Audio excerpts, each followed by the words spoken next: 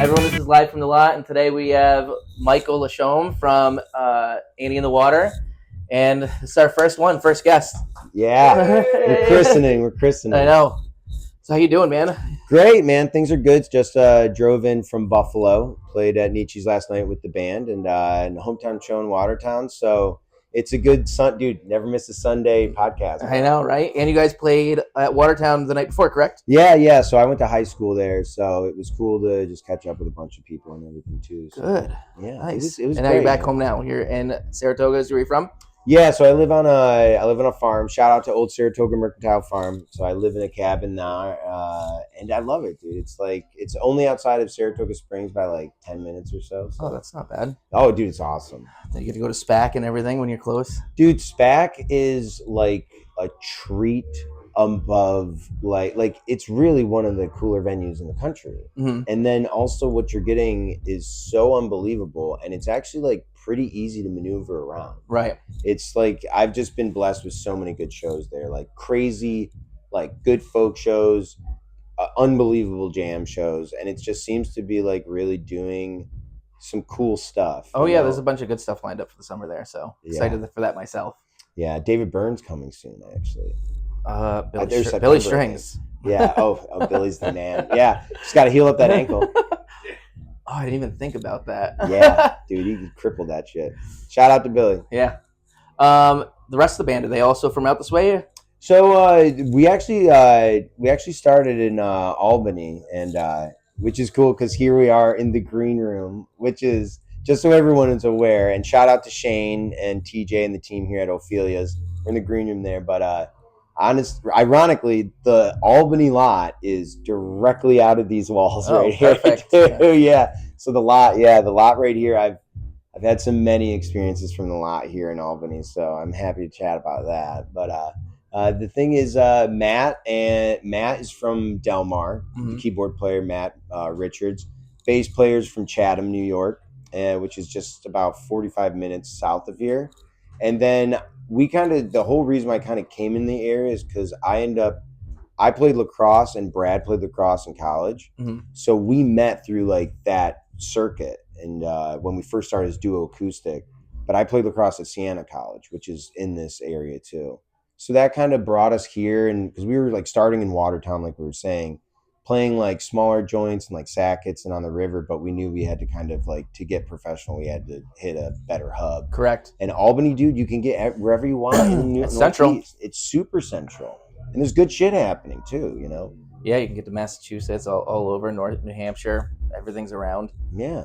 I mean, my first time seeing you guys was at Funkin' Waffles, I'd say 6 years ago. Oh, I remember. Yeah. I remember that. Dude, it's funny because with you, it's like, it's actually one thing that I've always thought is interesting. And I was talking to my bass player about this, Chris, because we were explaining it. And I was like, Tommy is an interesting guy because I have this thing with like jam bands. When I first started watching shows, like my brother went to Potsdam College, Mm-hmm. and I went to a private school here in Albany, and like it just didn't have the vibe I was looking for. Siena, it's a little bit more preppy. There's nothing wrong with that. But I wanted to like have the day events where we're like sitting out at a buddy's house and there's just like Fish or Dead from the Vault just like playing in the background for 8 hours drinking keg beer, you know. and then Crane was there, so there's all these like super talented kids, but they'd all want to jam into small houses and like play jam shows. So like when I first was younger, like I loved Dead, like Mo, shout out to Mo, like I was in high school with that shit, like, you know, like Plane Crash and everything. Like it's like all that shit was so instrumental in like what I was passionate about. And so when I would go to Potsdam, I was seeing them play. But Brad and I were playing like singer-songwriter duo acoustic. And I was like, Brad, this is the shit. This is like the vibe. And I would watch these kids play and interact, and I'd always want to play music for those heads from Potsdam because like they just were cued into a vibe, you know, like when you're at a show and like you respect the overall energy of what's happening. Right. And I was wanting to chase that, and I always have, and I think Annie's able to establish that now. And there's certain people in the crowd you want to be able to connect with because you can see there's a respect level that they're trying to see, and there's also a vibe from the music that is inherent to your nature. Like you, when you see a show, like I know when we're hitting that point in the vibe where like something's happening, right? No one's in control. That aha moment. Yeah, the aha moment, dude, for sure. That's like the thing where you're like, this is A, why I'm doing it, Mm-hmm. B, and like I'm not in control with it, and C, like put your fucking seatbelt on or not, and like see what happens. And so I remember just you being in the crowd, and I looked over, I was like,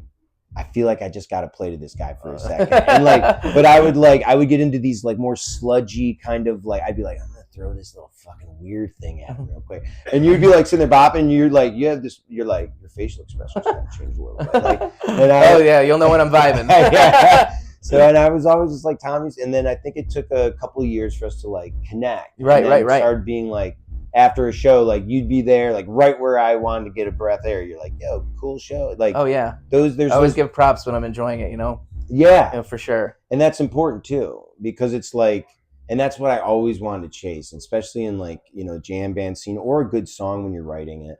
It's like, it's for me, obviously selfishly, like for everyone, but there's also like, how does it have an expansive reaction to individuals? And there's certain people like yourself that it's a barometer to be like, this is working, or like, yeah, it's a good show. Yeah. Yeah, you have those nights where it's, you know, not as uplifting or that aha. But I wanted to circle back with you. You were mentioning Mo and other bands. What is your inspiration on the music that you guys do play, and what created the sound? Because you guys have like a vast genre of different things that you guys play.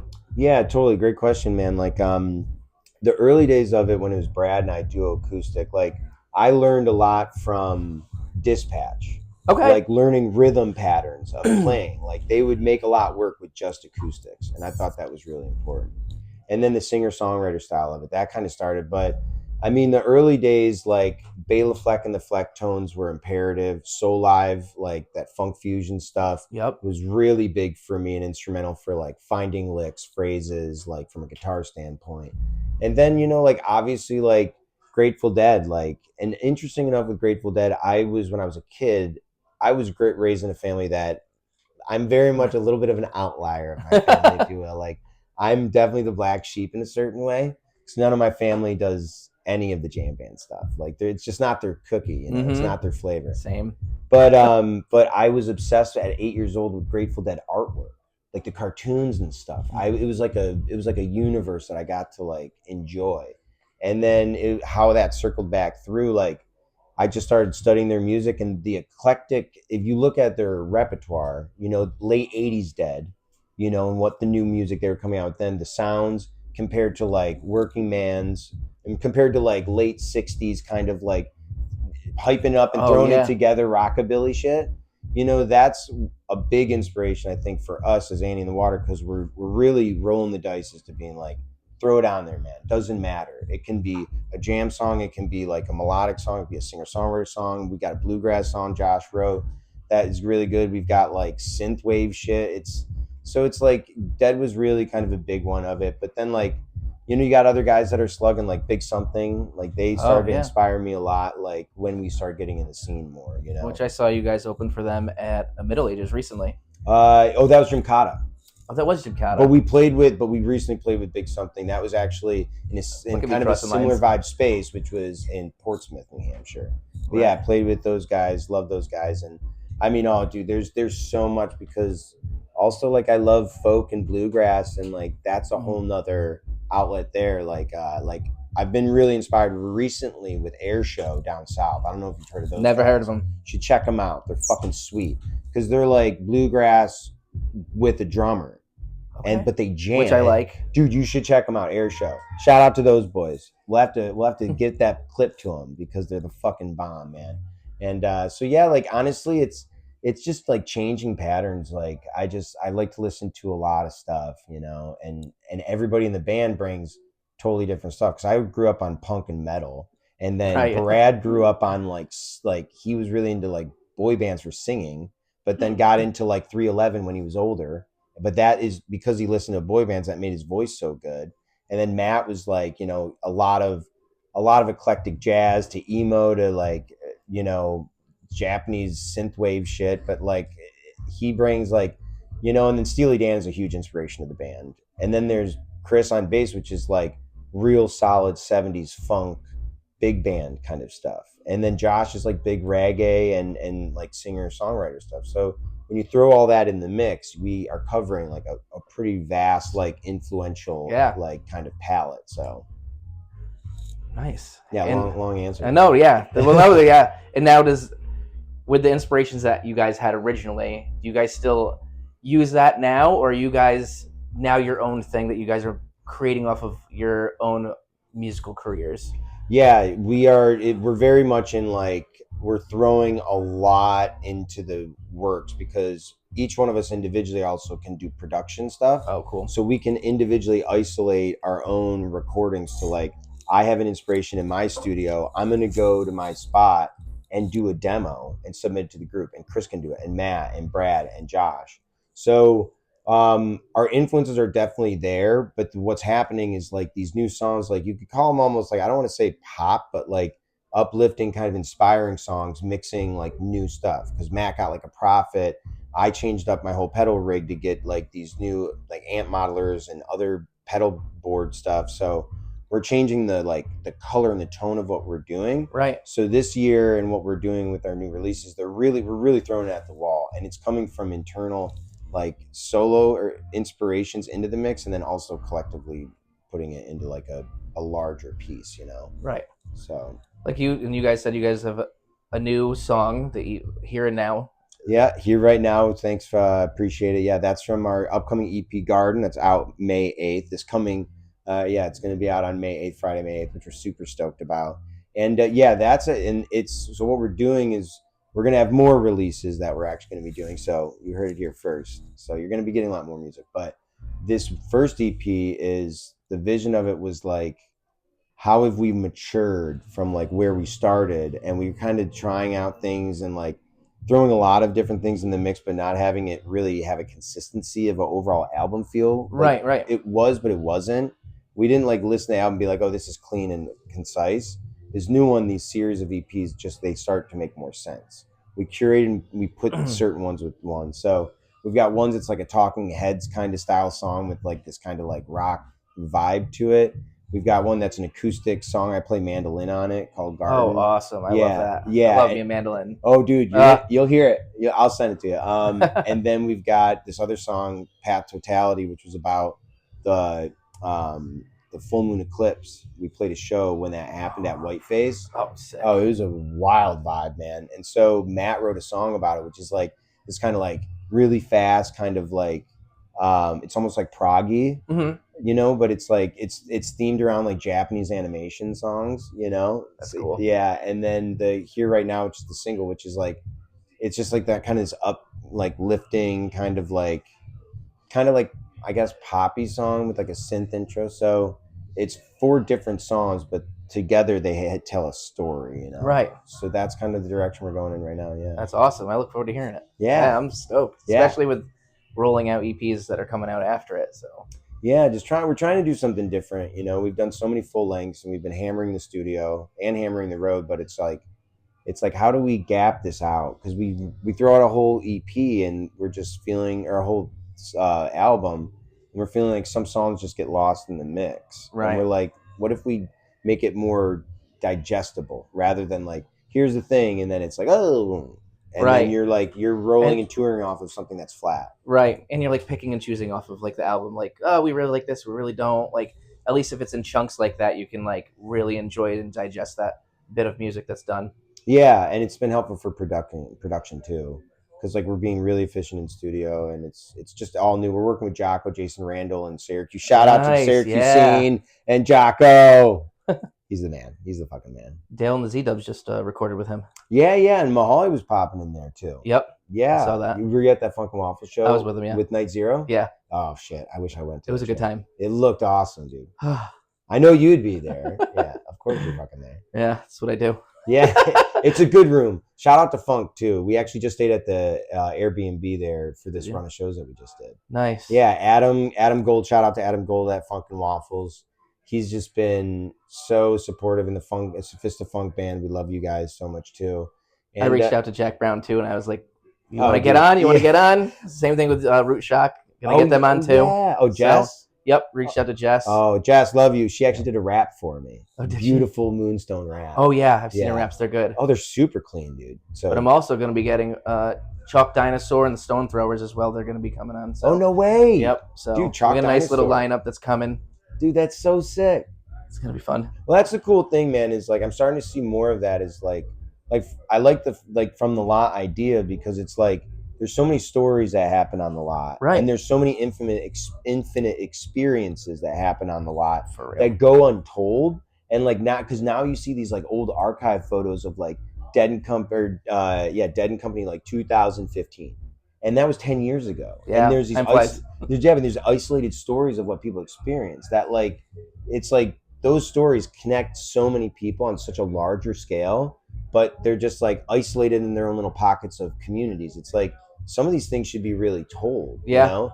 And that's why it's cool that I see people like yourself and influencers that are telling their story, you know? Right. Because it's like I can only play music. Like I've always say I fucking wish I could like take my consciousness and my spirit and throw it in like a random body to like that doesn't know Michael, that doesn't know any water, had never been to a venue before and walks in and goes to a show.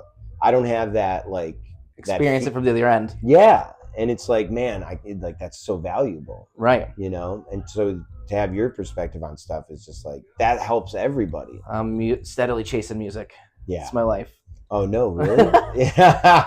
I mean, not only just that, it's also when you're going to all these big festivals, the vendors, Yeah. like not only just like vending like all your gems and your art, but also the good food, and also like meeting all these other artists and the upcoming artists that you're not like seeing on these big like production, like just getting that out there. Yeah. You know? Yeah, I actually I had a former partner, her name's Tess Bannon, Buffalo Bannon, very talented jewelry work. Cause I had played shows, and my thing, even with Annie and the Water merch, I don't want to touch it because I just don't function that way, you know. Right. And with her, I was kind of helping her at a time with her whole setup. She's got this custom like trailer that's like really mint, and she has a studio. She makes stuff in there. It's really really unique. That's dope. And so she would open up the shop to sell, and so I was able to see the lot from a perspective where I wasn't playing. I was part of the community, and then I was watching an orb of influence kind of energy and a vibe circle around her space, and then also Right. meeting people through that and getting the perspective of the lot and the artist and how they're hustling. They're doing the same friggin' thing we are, man. They're Yep. they're like throwing the dice at a show, being like, maybe people will buy my shit. Yeah. I'm like, maybe people will buy a door deal, you know? Like, Yeah. and it's like they're just like it's just such a beautiful thing when you get that perspective, because that feeds into what I do and the band and the venue and the vending scene too. It's like I feel like that sometimes doesn't get enough credit of and Those the people story. bust their ass. They bust their ass, dude. They get And a lot of like gear. and they also live that. Yeah. Like they live out On of the their road. suitcase to make their artwork. Like there's something, it's just there's so much to be said about that, you know. And just the stories I get. And like her and I went down one time to went to City Field down in New York. We saw Dead and Co up here and their last show at SPAC, and like it was just this like amazing experience. Like even just sitting on the lawn, like way back, we weren't even up in it, but we were like around, and there's just like this whole energy part of Yeah. it. And we were just like, we woke up the next day, we're like, we can't miss this. It was like we're like, I was like, fuck it, let's go to City Field, like let's just do it. And so we sent it down there, and we just got this we got a most amazing show. And then they just like they did like that soft close of like Muddy River, and it was just like, it was so, I was like, I've always wanted a Dead show like that, you know, because Dead and Co, a lot of times when I first saw them with John Mayer here in Albany, they finished with like I Will Get By, and you can kind of tell that they were like looking at each other, be like, oh, okay, we're like, let's just make this work through the show. First show with Dead and Co 2015, and right over here, you know. And then to see the maturity of that, and how they like just like sent you, like, you know, just wrapped you in a like little swaddling blanket, like, Oh yeah, go send you the home. fuck home. Yeah. You know, and like the sun was setting, and it was, and like we went down, and we like specifically wanted to see the lot. I never seen City Field lot, which is actually dope. You go over that bridge, you know, Uh-huh. or you go across the street, and the lot is like, it's a huge lot scene. and just seeing that, man, like, and seeing the flavor of what that was really cool with me. Like, you know, they had a full on band playing out in the lot, and like meeting all the different people. Like, you see how different parts of even the community connect in different ways, you know, Yo, and yeah. then you go into one pod of people, and then you get to learn from them, you know, and like see their nuances. Like, a lot of even playing music is like the connections of a hang that I had with somebody, because I'm like, oh, that's how these people tick. That's what's Oh important yeah, to them. people and experiences. You're Yeah. gonna get that on the road with a, especially on the lot. Oh yeah. What's your You, favorite lot experience, bro? I was gonna ask you the same thing. I don't know. I Well, can't think. you okay? I can't. You'd have to give me a minute to think. Here, I've seen a lot of shit. yeah, I'll say mine, and then Oh, you're gonna make me circle back. we're gonna jam. Actually, it was a really awesome day, and that was here at Ophelia's. It was Fish, the last Fish weekend that they had here at the arena, and that was October of last year, I think, and or maybe the year before. But we played a pre-show here, and they opened up the doors backstage. So the stage plays out this direction, but we played into the lot, and we had this acoustic show pre-party, and then we Awesome. had the Fish show, and then we had an after party, full band on the stage pointing out, and it was just the day was just so incredible, because the day show was a perfect vibe. Everyone went to the show, and then we had this fucking sold out crowd, and everybody was just vamping the whole time. And we had all these different sit-ins and everything happening because everyone's around. And the next day, I ended up crashing at somebody's house, and I had to come back for our equipment. And I was like, I'm going to the show. You know, I was like, but I was like, we had been dog tired. I was like, no, I'm not even ready for it. It was a long day the day before. We played a series of shows, and I was like, oh, this is crazy. And we did the Sunday one, and I just went around the lot. I literally like came here. Dr. Job was playing. I ate some mushrooms, and I was sleep exhausted, sleep deprived. So when the mushrooms hit, I was like, the sailing started very before Mm-hmm. the show, you know. And so I ended up Dr. Job was playing on the stage for a pre-party on that Sunday, and they were like, "Yeah, come play and sit in." And I was like, "Oh, Cooked. sure, dude." And I have my guitar in my car, so I bring it out, and they plug it in the stage. I have no monitor. I can't hear anything of what I'm playing. I didn't have a fucking clue. And it's a reggae song, and then he's like, "Yeah, and just get on the microphone and sing with me." And I was like, okay. And I'm like, I don't, and then he's playing the song, and I know, like, I can hear the song, so I'm like just grooving, and I'm just like, you're tripping, so you're like, I'm just gonna sit in the groove. And like, I didn't, but like, you ever have, I don't know how to explain it, but sometimes when you're tripping and playing in front of people, you don't want to solo. I don't I would want feel, to. yeah, All I our like, eyes are on you. yeah, it's like, but also it's kind of like you're stuck in the groove of it, and we're all moving together, and it's like I don't really want to step out, because like I feel comfortable with this. I don't. Mm-hmm. It's like the eyes on me. It's more or less just like I don't even. It's like, you know, when somebody like wants to talk to you, and you're kind of like not in the mood to talk, and you're just like, Yeah. I can't say shit. I'm tripping. and so I was like, all right. And I just start like doing a soul, but next thing you know, I'm just doing a comp. I'm just like, do do da do, ba do do da do do da do do do da do.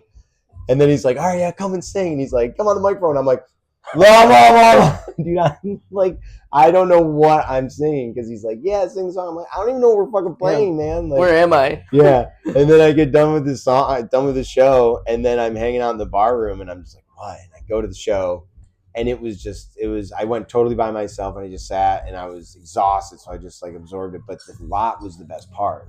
We had the guys from Feng Shui's with us. One of them was dressed up as Shrek, so we're walking around with him and like taking photos and videos, and it's like him dressed up as Shrek, so it was like a huge thing. But it was really funny because I also met this individual that was involved with like Trey's Foundation Divided Sky. And it was funny because it was like I ended up being on like I don't participate anymore. Like, I got sober 6 months ago. Good And for it's just you. a personal choice, because the beauty of it is like everyone has their journey. Everybody buys a ticket in their own way, you know? And I've taken that ticket a lot of times, you know? And it's really weird and really fun. But I realize that I can contribute energetically to that kind of like over like that like portal that you go through, Oh that yeah. where the consciousness kind of flips a little bit, you get into a different vibe. And I'm like, oh, I can still do that sober. And that day, when I was going through all that stuff and kind of like contemplating, like, I think I need to make a change. I wasn't like everyday drinking and partying, but I would go on benders because I would be caught. You get caught in a vibe, and it's like I love this though. I'm in this energy field, and you think that I would think that like my drinking or doing like like whatever is part of that thing. And it like I met this guy, and he was a super sharp guy, and I just remember the energy I still got off him. He was going to the show, and he was so solid and so grounded, and like I felt so comfortable around him. And I was like, oh man, I really wished I had showed up to that conversation like totally sober. And now flash forward like 6 months, and I'm totally sober, and like I'm just so proud of what like Divide Sky does now too, because they're doing their event in May 16th to raise awareness for it. And it's just like everything can be a part of it. And like the one thing I learned from like the lot and shows and playing music and touring is like it's all part of it. And you don't have to have judgment over stuff. You can have your own personal goodwill judgment of being like, that's not my thing right now. And also maybe like the judgment that's like looking out for somebody's safety. Like, hey man, like I think you took too much. Just like sit down. They have safe spaces and stuff now, which is fucking awesome. So clutch, because there's another part of people that are trying to go, and it's like going, and everyone's going to the train station. They got to go on their train, but there's the hustle and bustle in between. You don't want to have a freak out moment where it shakes everybody's ability to jump on the train, and you don't want to interrupt that.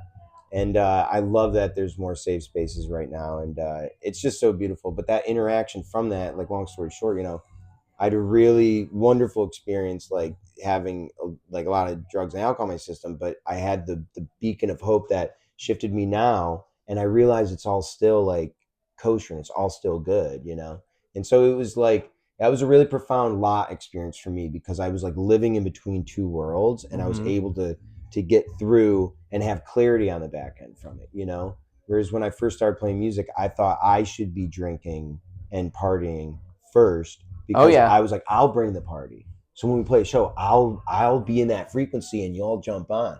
And now I'm like, if I'm sober, I can fully focus on the music. Yeah. And the music that's your high now. That's the party, and that's the thing. And I can contribute in a goodwill giving way, in a sense of clarity that only enhances the experience, Yeah. Because it started getting to the point where like I was sludging down, and then you're trying to fight back in, and it's affecting your music and your playing. Yeah, and then you can see it when it happens with artists. Oh, totally. You're like, oh, they're fucked. Yeah, and then that makes it weird for you. Yeah. Then you're watching the show and you're like, okay, no, like, oh, there he is. Yeah, that's cool, but I think I'm gonna go to the bar. Mm-hmm. It's the difference between inspiring somebody and then making somebody second guess. Right.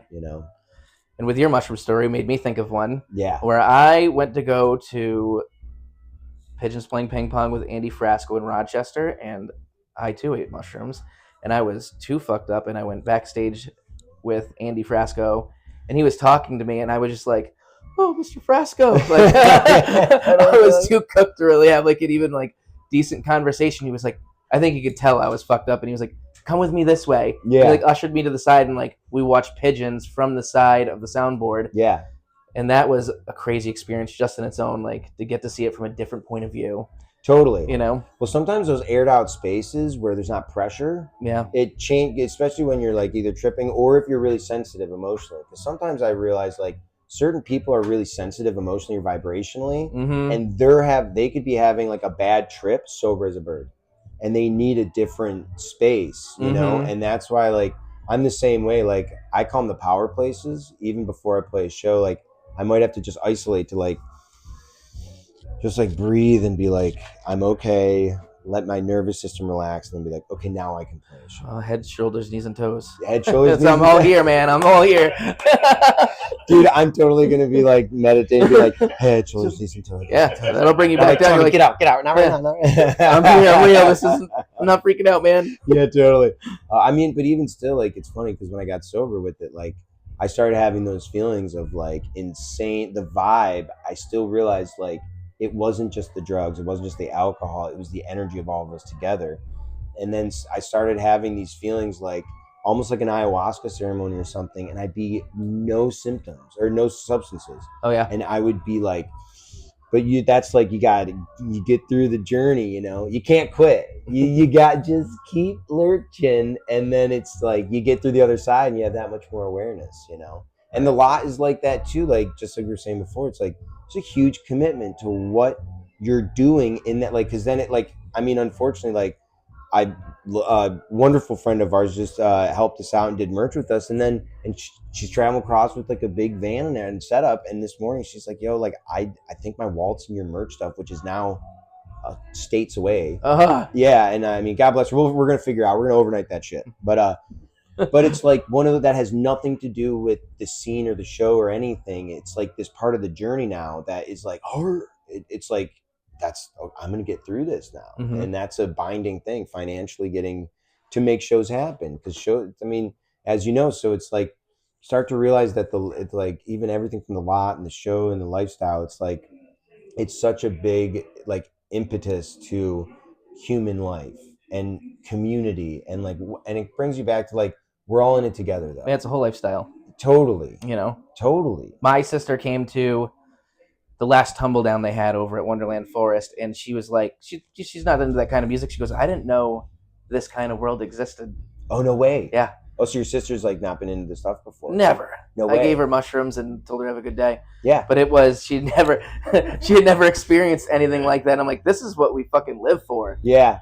Like, oh, dude, I got a funny story then. Talking about yeah, this is perfect for the podcast, by the way. So yeah, like I said, I come from a family that is much more it the way they see the world is from a practical framework, you know. And I see the world that's that, and then suddenly it goes like that, and then it goes like that, you know. So I live this whole other life. You know, everyone's got different jobs, and I love every one of my family members, my mom and dad. But the way that I interact and I talk with people, like I live this lifestyle that like my dad couldn't understand for the life of him. Like he can't sit down and be like, Michael, this doesn't make sense. my father's the same way. Yeah, and I'm like, yeah, I mean, like, from what perspective is the question? And so there's this one show, and it was it was in Adams, New York, and my buddy was putting it together, and it was on this farm, like this organic farm property, and it was just like it was one of those events where the bad drugs were going around, the dirty stuff, and it builds that dark energy that starts to circulate, and it's almost like nothing you can do to sweep it the fuck out. And so we were on the road with Annie in the water. I was on crutches. I had a fucking foot injury, so I'm coming in off the road exhausted, crutching on stage, and it was my birthday, and I was playing this fucking show at this weird ass like fucked up festival, and my mom and dad wanted to see me for my birthday. I go, all right, meet me at the festival. And they're like, well, I don't know ride. Dude, my dad comes in with like a golf button up and like khakis, and my mom's in like this sweater and everything. They couldn't have stuck out more. I love you, mom and dad. But then I'm sitting there, and and all my bandmates, they were there the night before. They're like, bro, like they cannot come here. They are not coming to this show. He's like, the scene here is like kind of like like SOS, emergency evac. He's like, we've been contemplating us not doing the set. Let's just put it that way. And I was like, yeah, all scheduled, boy. We're good to go. See you there. They're coming. They're like, no, really, don't invite them. I was like, see you there. And I was like, fuck it. Yeah, mom, dad, see you there. And it was because I was like, I want you to see this too. Like, this isn't a highlight reel for me right now. And I'm not trying, and life isn't that. And like, and that's like, and even for shows, man, like last night we played Nietzsche's, we were at like 35% capacity. Like, it's not all fucking like, you know, like sunshine and roses, man. Oh yeah. Like that darkness though, it's like when you're in it and you can embrace it, be like, this is a part of the human experience. We cannot like dismiss this. And then, but what from this do we have a perspective now to understand what we want to follow through? So it was like that lot experience and that festival experience was like really fucking weird and uncomfortable. But like my mom and dad saw that. If they didn't see that, our relationship would be very different, you know? Right.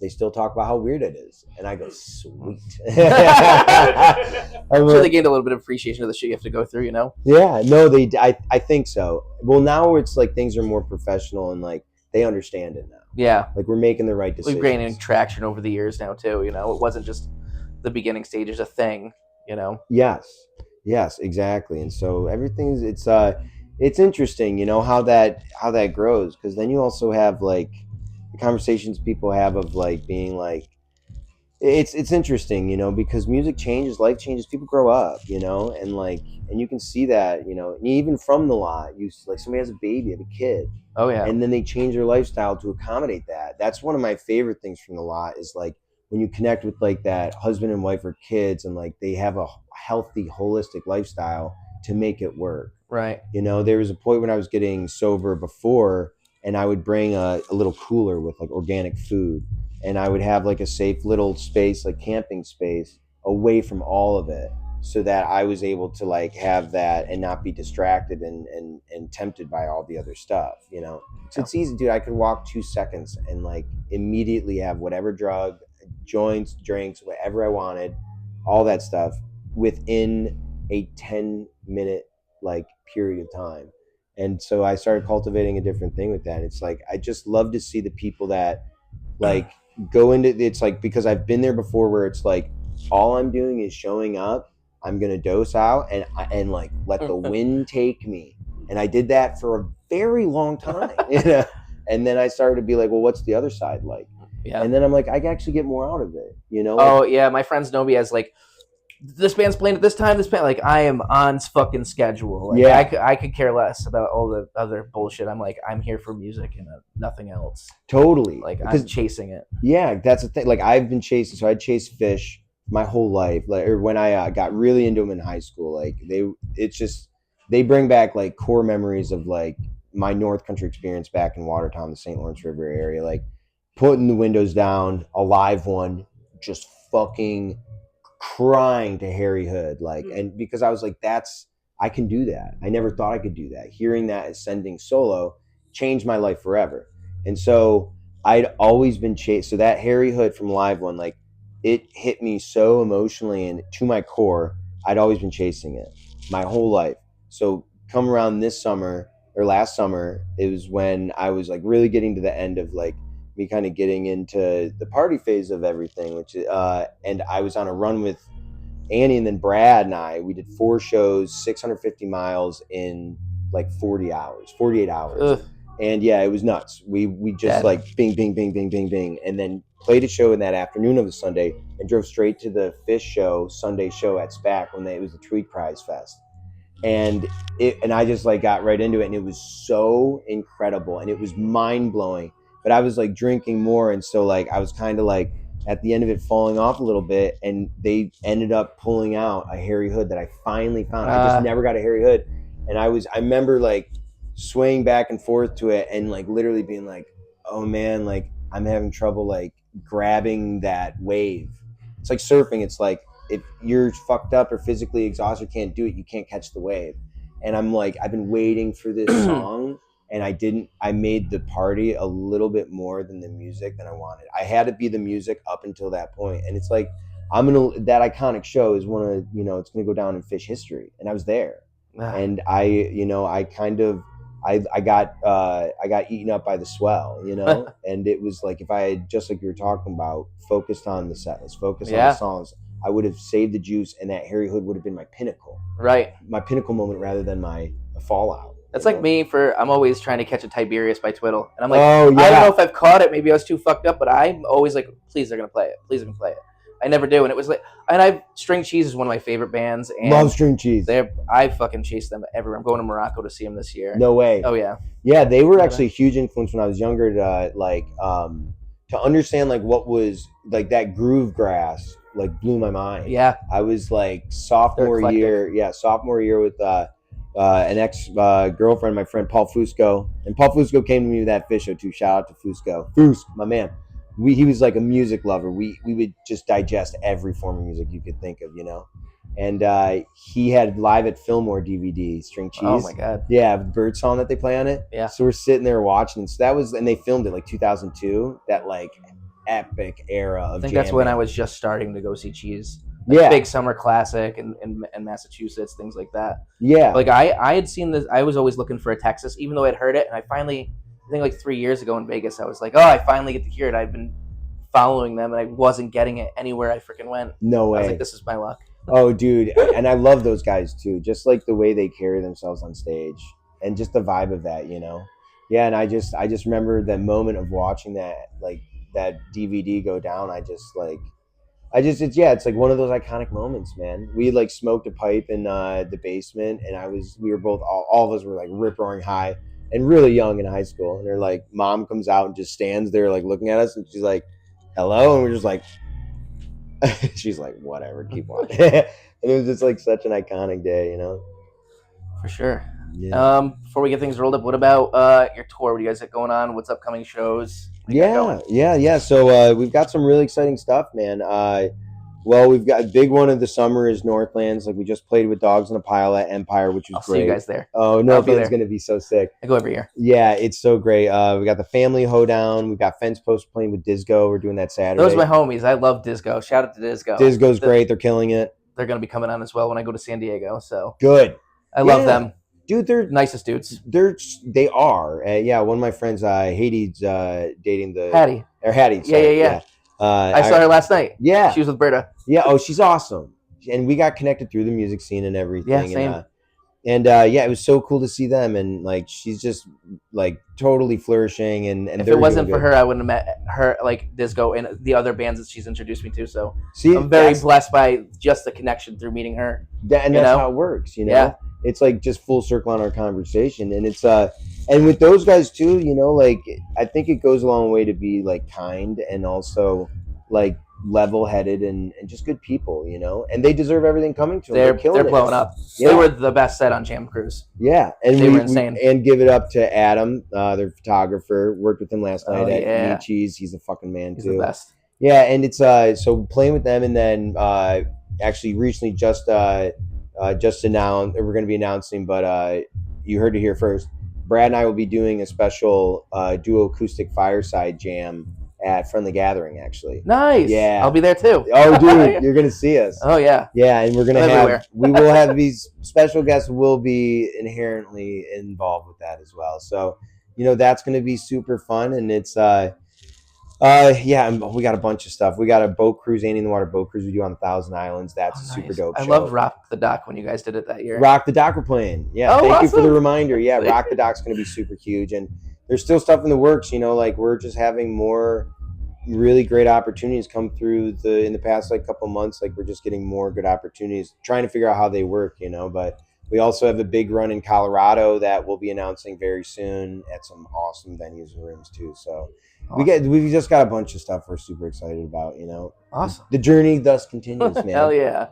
All right. Well, I'll make sure that your Spotify is in the link and everybody can go like and follow them and check out our podcast and check out their music. Thanks for watching. Thank you guys. Tom, you're the fucking man, dude. Yeah. There we go.